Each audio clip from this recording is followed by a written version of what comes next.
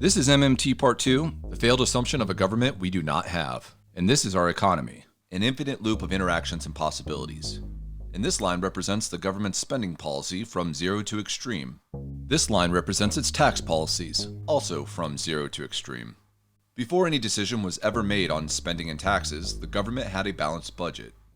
The government could have implemented a low-cost budget and only provided the bare minimum to society, like military defense, or a moderate budget and provided resources for basic needs to children before their laboring ages, or a higher cost plan to provide income security and healthcare to the elderly in the post-laboring ages of retirement, or even an extreme budget to war against some existential threat to our existence.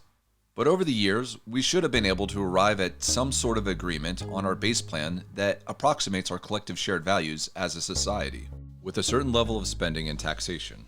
And for the sake of argument, let's assume that our economy produces $25 trillion and that base plan costs $5 trillion. So that's what the government collects to maintain a balanced budget. Now let's consider a scenario where some Americans want to spend $1 trillion additional dollars to give it to families to acquire healthcare, which sounds like a policy a Democrat would propose. Spending increases to $6 trillion and there is a $1 trillion government deficit, which increases debt and possibly increases inflation.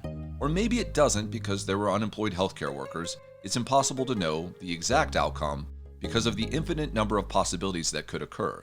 But there is another $1 trillion of consumption in our economy, which now totals $26 trillion. History has shown us that balanced budgets aren't necessarily required to maintain sustainability, and the concept of a balanced budget might actually be a holdover from the gold standard days. What is required is an acceptable plan with reasonable inflation, and this $1 trillion additional spending plan would probably fall under that category. But let's go back to our base plan and review another acceptable plan. Let's say a different group of Americans wants to cut taxes by $1 trillion for families so that they can use the tax savings to buy healthcare, which sounds like a policy a Republican would propose. Tax revenues drop to $4 trillion, which creates a similar $1 trillion deficit in the government's budget, and the economy is in a very similar position. Families still have the money for healthcare, and the inflationary pressure is the same, $26 trillion, $26 trillion. So this would also be an acceptable plan that was accomplished with negative spending away from our balanced budget or base plan.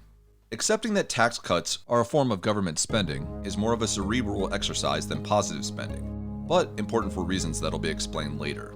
Now, my formal education was under the quantity theory of money, which is great for logic and formulas, and evident in my earlier videos that concentrated on topics like optimizing the returns of the Social Security Trust and restructuring the military in peacetime to save cost.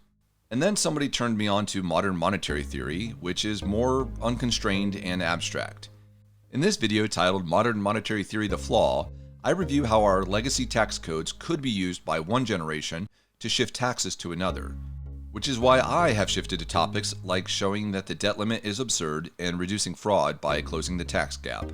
But interestingly, inflation is the common indicator that the government spent too much under both QTM and MMT. But one major difference is that modern monetary theory doesn't require matching spending and taxes in the same period, so focusing on deficit spending is not as important to track, and the focus should be on spending and inflation.